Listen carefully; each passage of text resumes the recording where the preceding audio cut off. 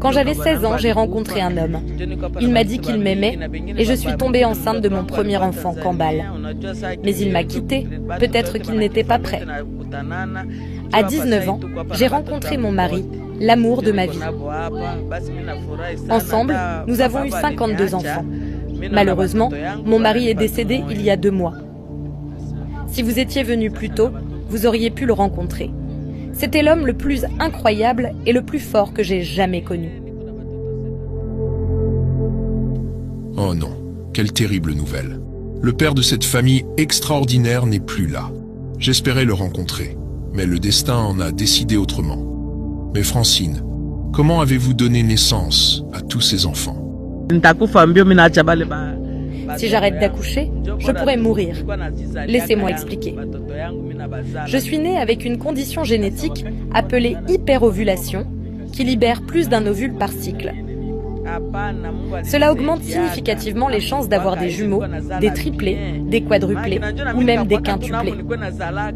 À mon 12e enfant, je suis allée voir un médecin. Il m'a dit que je devais continuer à accoucher pour réduire ma fertilité. Sinon, des tumeurs pourraient se former dans mes ovaires et me tuer rapidement. Alors, mon mari et moi avons continué à avoir des enfants pour sauver ma vie. Je ne suis pas médecin, donc je ne sais pas si c'était la meilleure solution. Mais je ne suis pas là pour juger ou changer quoi que ce soit. Elle a eu de la chance que cela ait fonctionné pour elle. Mais sérieusement, 53 enfants à 50 ans, comment est-ce possible? J'ai donné naissance à mes 53 enfants en seulement 17 grossesses. Voici comment. J'ai eu des quintuplés 2 fois, des quadruplés 3 fois, des triplés 4 fois, des jumeaux 5 fois et des naissances uniques 3 fois. Cela fait 53 enfants en 17 grossesses. Et grâce à Dieu, tous mes enfants sont encore en vie. Oh, maintenant, tout s'explique. Mais Francine, une femme en Ouganda affirme être la femme la plus fertile du monde. Pensez-vous que quelqu'un ait plus d'enfants que vous? Vous savez, dans ce pays, il y a beaucoup de choses incroyables que le monde ne connaît pas. Peut-être à cause des guerres sans fin ici. Les journalistes internationaux ne viennent pas raconter nos histoires. Quand on parle du Congo, c'est à propos de la guerre ou des minerais. Personne ne se soucie de raconter des histoires comme la mienne. C'est pourquoi je suis restée inconnue si longtemps. Et honnêtement, je crois qu'il pourrait y avoir quelqu'un avec plus d'enfants que moi. Peut-être ici au Congo ou dans une région reculée du monde sans couverture médiatique.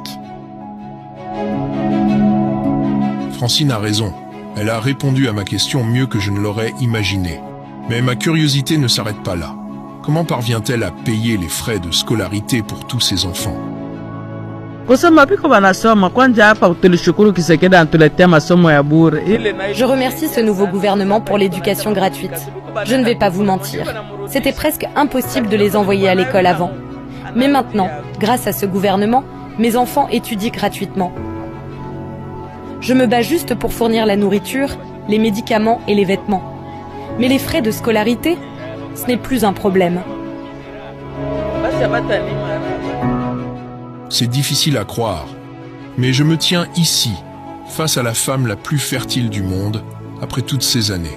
Chaque pas que je fais remet en question tout ce que je pensais savoir. Et maintenant, je veux savoir ce que ça fait d'avoir 52 frères et sœurs. J'ai donc demandé au fils aîné de Francine de partager ce qu'il ressent. Je m'appelle Kambal, j'ai 34 ans et je suis l'aîné de Francine. Elle s'est mariée à son 2e mari quand je n'avais que 2 ans. En grandissant, je le connaissais comme mon père. Il m'a bien élevé, c'était le meilleur père. Malheureusement, il est décédé il y a 2 mois. Kambal, connais-tu tous les noms et visages de tes frères et sœurs? Non, impossible. Parfois, je les croise dans la rue et je ne les reconnais pas, surtout les plus petits. Ils doivent se présenter comme mes frères ou sœurs. Ce n'est pas que je ne m'intéresse pas à eux, mais reconnaître les 52, c'est juste trop difficile.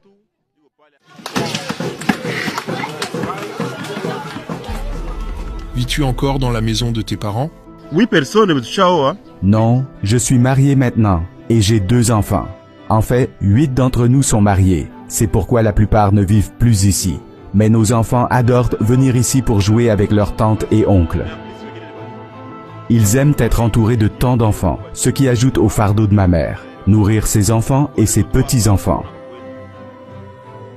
C'est dommage. J'aimerais pouvoir l'aider davantage, mais mon travail n'est pas stable. Je ne peux tout simplement pas faire assez.